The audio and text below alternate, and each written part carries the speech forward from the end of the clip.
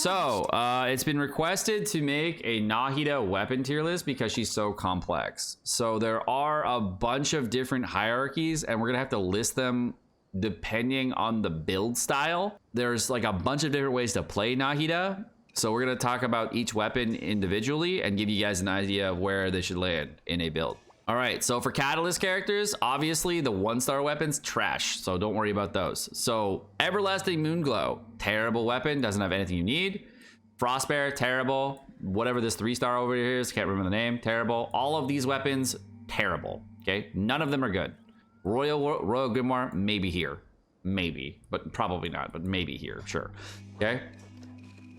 Eye of Perception, you can do some cool things, but probably not. So none of these weapons are very good. Regarding the mid-tier weapons, these are all okay on Nahida. All of them are okay, and all of them are about the same power level. All of them have their quirks, but they all have their downsides. Black Cliff. This weapon can snapshot the attack on it if you actually get kills on Nahida or kills while Nahida's on field, so that can work. But again, that's a Black Cliff weapon, so it's hard to ramp.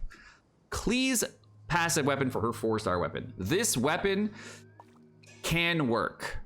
It's not very good because it's a weapon from an event. If you didn't know this, event weapons actually have less stats overall than most 4-star weapons. They have similar stats to craftable weapons, actually. There's actually a hierarchy between 4-star weapons. Craftable and event weapons are a little bit weaker than the gacha 4-stars, and then above the gacha 4-stars, there's the very specialized 4-stars that are for like specific limited 4-star damage, and those ones are the best ones. But regarding weapons, all of these weapons are problematic. This weapon, what's it called again, chat? What's this weapon called? The one that you craft from Inazuma. You can create Dendro Electro reactions in order to boost damage. The Hakushin Ring, yeah. This will then boost the Dendro damage and the Electro damage that you're dealing. However, the problem with this weapon is you have to be on field with Nahida in order to trigger it. Plus, it has an energy recharge main stat, which is kind of useless for Nahida. So you're losing out on a lot of things. So it's okay, it just has problems. An attack percentage energy recharge weapon, also in the same boat because attack percentage is not that great. Favonius. Favonius can work. It is okay, and it's very good for funneling particles to the rest of your team, and you can use it on Nahida if you're building crit on her. So yes, it can work. Again, that is a possible weapon, but the problem with this weapon is it is an energy recharge based weapon, not an elemental mastery weapon, which is what you're shooting for. Thrilling Tales of the Dragon Slayer. This will transfer to another character in your team's attack, but then takes away from Nahida and has HP main stat, so it can be used. It is just not great. Prototype Amber. Now this weapon's actually kind of interesting.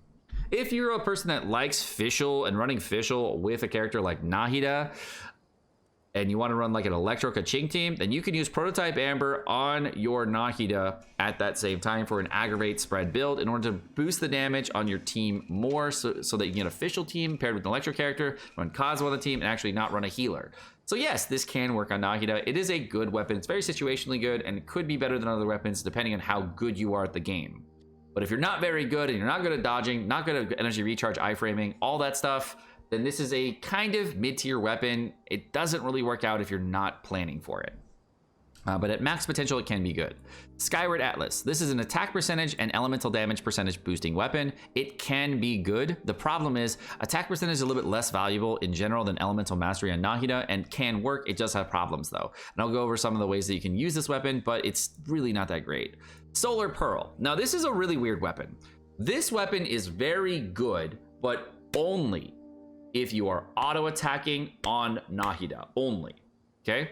If you are using Nahida as your driver, auto-attacking her, this weapon's good. But if you are not doing that, the elemental burst damage and the elemental skill damage do not snapshot inside of elemental skill for Nahida. So the weapon actually doesn't work as a sub weapon. It only works if you're on field with this character, not if you're off field. So it will only apply crit and have no passive ability. So just note it is a not good weapon for supporting Nahida. It is very good for a main DPS on field Nahida. Okay, then we got the trash tier weapon, which is all attack percentage. Obviously, attack percentage can work on Nahida. It's just not that great. Then we get the Lost Prayer. The Lost Prayer is a really weird weapon. The Lost Prayer actually works perfectly with Nahida one time. Yes. So if you're running Nahida in the first position, the way this weapon works is if you have a amount... Do I actually have this weapon on this account? I don't know, actually. I do not. Okay. The way this weapon works is if you stay out on the field with this character, that character is using the Lost Prayer for 16 seconds, you get a total of a 24% elemental damage buff. And that actually can be snapshotted. So if you wanted to use this weapon, it's kind of similarly to how you would use a Serpent Spine, where you wait for the damage to ramp up on the Serpent Spine in order to get the max damage on the Serpent Spine, then yes. And then the ability damage from this can snapshot, unlike a Serpent Spine. So you can use this, but it'll only snapshot one time. Once you recast Nahida at any given point, you'll lose all the percentage damage. So it can work one time, but it doesn't work following that. Okay? The new craftable weapon. No. If you're going to craft a weapon, you should probably craft an R5 prototype Amber, and if you're going to craft any other weapon, maybe the Hakushin ring after that. This weapon's garbage. All right, next up, these are the real weapons, the ones that actually matter. Okay, the ones that actually matter are the Magic Guide, the Widzith, there is going to be the Sacrificial Fragments, and the Mappa Mare. These are the 4 weapons that actually matter for your Nahida for 4-star weapons that are accessible by the vast majority of the Genshin community. These are the perfect weapons to get if you don't have a lot of resources like Primos or you haven't been playing a long time. The Widzith has a very big problem on it, and it has a downtime. But the elemental burst damage and the attack percentage on Nahida will snapshot inside the elemental skill build, which allows you to take the very high buff from the passive of the Widzith and lock it for Nahida's entire duration, as long as you don't recast Nahida. So yes, it will work. Unfortunately, the elemental mastery buff from Nahida does not snapshot, and once you use it, you have to then only keep the buff for that 10-second window that the buff is up for Widzith, and then it will fall off and you will not be able to continue using it.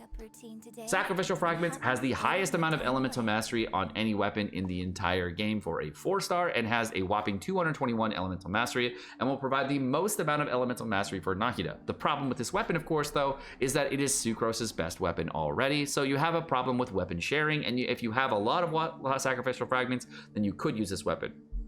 Now, this will not be the best weapon overall for every Nahida build for like spread damage on Nahida, but will be the overall best weapon for 4-star weapons if you are using Bloom. Okay? If you're using Hyperbloom, all that stuff, you want to transfer elemental mastery to other characters, yes, this weapon will work. Now, the overall access weapon, the 2 weapons that have the most access in the game for every single player are going to be the Mappa Mare as well as the Magic Guide. Between the 2, it's actually better to choose the Magic Guide over the Mappa Mare at Refined 1 for a Bloom build, because I believe you get a little bit more elemental mastery on the Mappa Mare, so on the Magic Guide for Bloom and Hyperbloom teams. If you're trying to do spread and aggravate, that does allow for a lot more attack to be put into the mix, and there are some extra damaging factors, so that allows for the Mappa Mare to be a little bit better at Refine 1 and then a lot better at Refine 5 than the Magic Guide. So you start seeing more damage on Magic Guide than you do on Mappa Mare, but it's not so much that you would feel like you need to craft Refine 5 and you feel like a massive damage increase. Plus, you have to be auto-attacking on field with Nahida to trigger this buff and create reactions while on field to trigger this buff, so it is problematic. So both of these weapons, while good, they do have problems, and most people should be using the Magic Guide if they are looking to get a 3-star weapon on Nahida and not looking to spend a large amount of resources.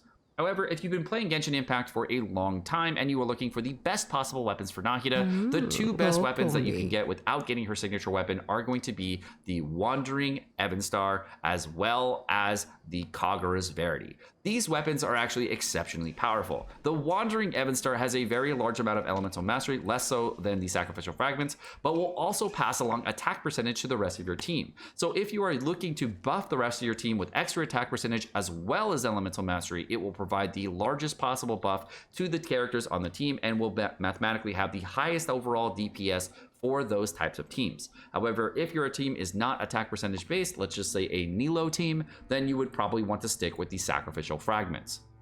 But most teams in Genshin that you're going to be using will have some or a couple characters that are based on attack, so it would probably be a good choice to use that. The Kagura's Verity, however, is the highest damaging weapon that you can possibly get for a spread build on Nahida.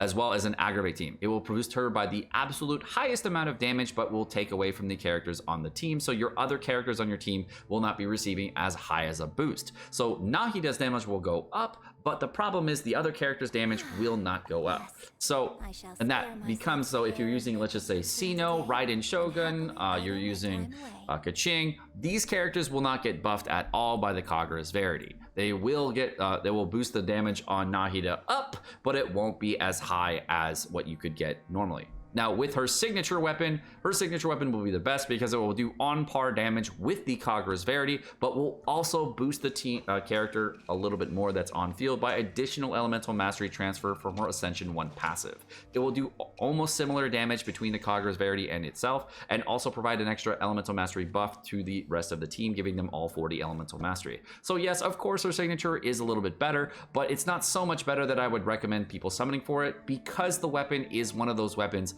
that is not better than her constellations. So if you're thinking about summoning for Nahida's weapon, it is the overall best on her, of course, but it's not so much better that it would justify you summoning on the weapon banner this go around for Nahida's signature, because there are so many other options that allow for a lot of variety. So I don't recommend at all summoning for her weapon, because I recommend summoning more for constellations this go around for this time for Nahida, or just getting Constellation 0 and enjoying the character and waiting for Scaramouche. Well, that's going to do it for this video. Let me know what you guys think about this video in the comment section down below. You have a wonderful rest of your day. Peace.